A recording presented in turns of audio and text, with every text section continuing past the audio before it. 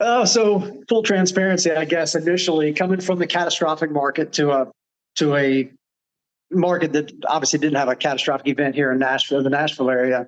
I knew I probably needed to leverage as much as we could here, but also kind of deep down, I like knowing that the customer knows that they can depend on us from the start to finish. That, because I feel, and this is not the case necessarily, but for me, it feels like we're almost abandoning the customer, right? We're tearing everything out and saying, good luck, go try, good luck, go try to find somebody. So yeah, for me, it's just the fulfillment of taking them to the end. Is it easy? No, right? It's definitely not the easiest thing to do. It would be much easier just to stop after the mitigation part. But to me, it's just the rewarding part of it, right? Just knowing that they've got somebody to depend on. They don't have to worry about anything else. And that's just my heart. A lot of folks would argue that, hey, the margins are so much better on the mitigation work than the restoration work on the back. But I think you're right. I think it's a better experience for the homeowner to have one company come in and do the entire thing. And I also know that the insurance companies would rather prefer working with one company for the entire project than two or three companies that are each doing a portion of the restoration work there. So did you ever, when you were looking to dip your toes into getting into the restoration space, did you ever consider potentially becoming like a franchisee for one of these large nationwide companies? Yeah, there was a couple times we had conversations with a couple different, albeit lesser known franchises, the ones that were just getting started. Mm-hmm. In the end, we felt like we didn't want to go that direction, more so just so we had a little more autonomy, because we do a little commercial work too. And it just gave us a little bit more freedom. Was there times where I wanted to hop on board, right? Especially in the beginning, to come into a non-catastrophic market. The marketing was tough, to get it just right and have enough work. It was tough learning that. Even doing it as long as I had, coming from non-cat to this was different. So yes, there were many times where I considered it, but in the end, I liked the freedom to be able to do kind of whatever. Go in whatever direction we'd like to go in, because again, we like we're here for the experience for the customer. I know it sounds kind of staged or whatever, but it is true. It's our heart. We do like the experience with the customer. Awesome. You have taken the approach to really creating a network with the folks over at the Restoration Entrepreneur and another group that you're a part of, Rise Up Kings, and that network has really helped improve your business. So do you want to talk a little bit about kind of what your mindset was, what the groups you went to, and kind of how they've impacted your business so far? Yeah, absolutely. So initially, the Restoration Entrepreneur, we made the good decision to go with them in the beginning to set up an office that, again, wasn't CAT, and they helped us walk us through, TPAs, what it looked like to get started with TPAs, how to navigate that process, which can be kind of cumbersome, right, at times. So how to navigate that process, and then also, how to do the organic marketing part of it, and what that entails, and then what other kind of marketing you might need to do. And then as you get that going, they even helped with your budgeting and hiring, what it looks like, for hiring. We did the Ignite program, so they kind of walked us through the initial stages of starting a restoration company, just all those steps that you run across. I think it was awesome. I wouldn't have done it any other way. I would definitely recommend them in the beginning. This is not a plug for Keith and Corey and the Restoration Entrepreneur, no. But you would definitely highly recommend somebody that's new to the restoration industry to do some work and help them teach you how to get those components of the business set up, wouldn't you? I would. Yeah, I'm no longer with them, only because we got in a spot where I felt like we were good, we were going right.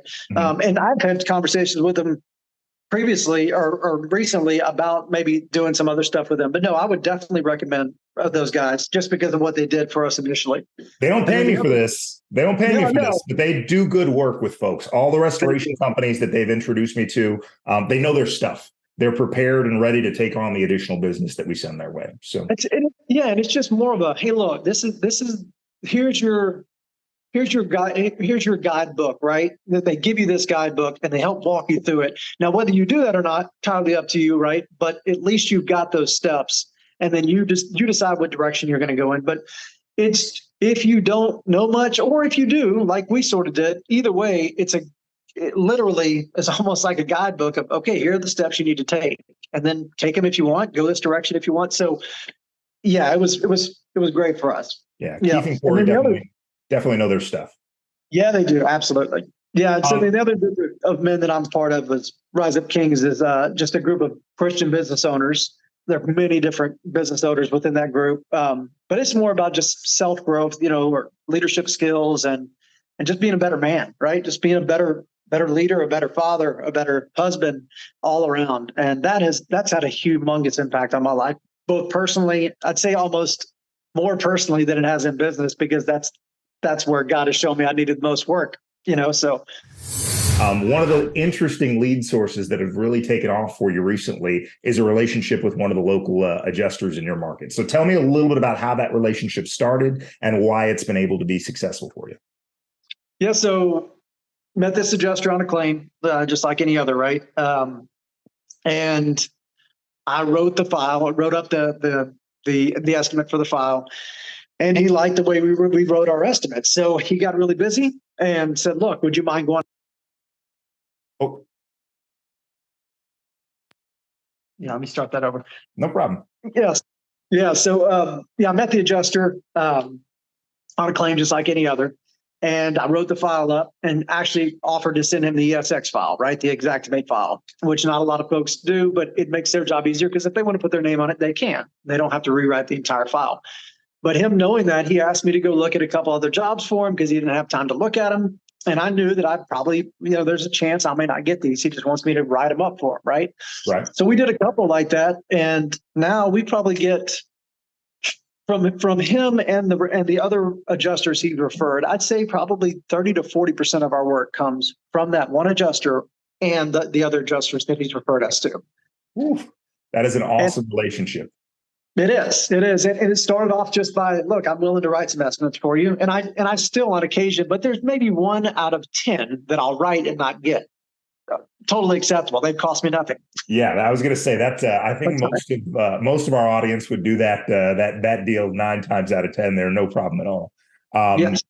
All right. So a lot of times when a restoration company and an adjuster show up at a site, it's kind of an adversarial relationship more than it is. But you decided, hey, rather than having an adversarial relationship with these adjusters, I'm going to befriend them and see if there's a way for me to leverage this opportunity to maybe get some additional business down the road. I think that's a mindset thing. And I think the fact that you used to work in that space probably gives you a little bit of an advantage when you're having those conversations there. So, yeah, I think it does. I think it does. But then again, I'm there. I would look at it, no matter if it's the adjuster or anybody else, I'm there as a tool, right? I'm not there to tell them how to do their job or argue with them. I'm just another tool in their belt. I'm there to help, right? And ultimately, we're working together. You need to get this thing closed. I need to get it paid. So how can we best work together? Just look at it like that. It's like if you get pulled over by a cop, right? Why argue it? Just move. Let's move forward together and get the best result. And that's what I try to do with the adjusters or any other customer. I want the best result for you and for me. It's a win-win, right? Awesome. I'll say a little more on plumbers. What I'm finding is it's not necessarily giving money or referrals. Some of them do want money, but you got to find out what they want, right? Some of them may not want money. Some of them may want to know their customers are taken care of. Some of them might want free dry outs, right? Because they make mistakes. The bigger companies often want maybe some free dry outs. I had a friend of mine that used to buy a free tire every time he got a referral because this huge plumbing company, the owner did not like dealing with the service of all his vans and service of some of the vans. Okay. So every 4 referrals, he'd pull in and they get all 4 new tires. So just thinking outside the box with plumbers has been kind of an eye-opening deal for me. But yeah, that's going to be a really big push for us. And then I think I need to watch my language, right? We are going to start every customer we have. And I know a lot of folks already do this, but what is your agent? Putting in the agent in our CRM and just reached out to the agent, letting them know, hey, look, we're taking care of your customer. If you have any questions or if anything comes up, please give us a call. And that's the easy way to transition into an agent relationship. And those are becoming less and less because there's less and less agents out there, and we're all going to calling online. But while they're still here, we're going to cultivate as many as we can. Awesome, man. You are definitely a relationship person. So I look at the reasons that people get into the restoration space. Some of them just because they've got a background as general contractors. Some of them did maybe carpet cleaning and upholstery, and this seemed like the natural segue for them. Obviously, you've got experience as an adjuster and a general contractor. But I don't think that that's the reason that you stay in the restoration space. Just from the conversations that you and I have had, what's your favorite part about being in restoration? I know the money's good, don't get me wrong, and we all have to be able to live a great life, take care of our family. But for you, it's different. So tell me a little bit about why personally you really enjoy being in the restoration space. So I'd say for me, it is the relationship. Just like, for instance, you go into an older couple's home, right? And they're sort of shy about, especially with contractors, right? There's always often a bad connotation with contractors, but just easing their mind that, hey, we're here to take care of you. And then just walking them through it all. And by the end, you've made a friend, right? And you've truly changed their experience to what from a devastating, my house has been flooded, or the house caught on fire, to, hey, we put it back together. And we've also had an impact on your life. That's truly what keeps me going back to doing it.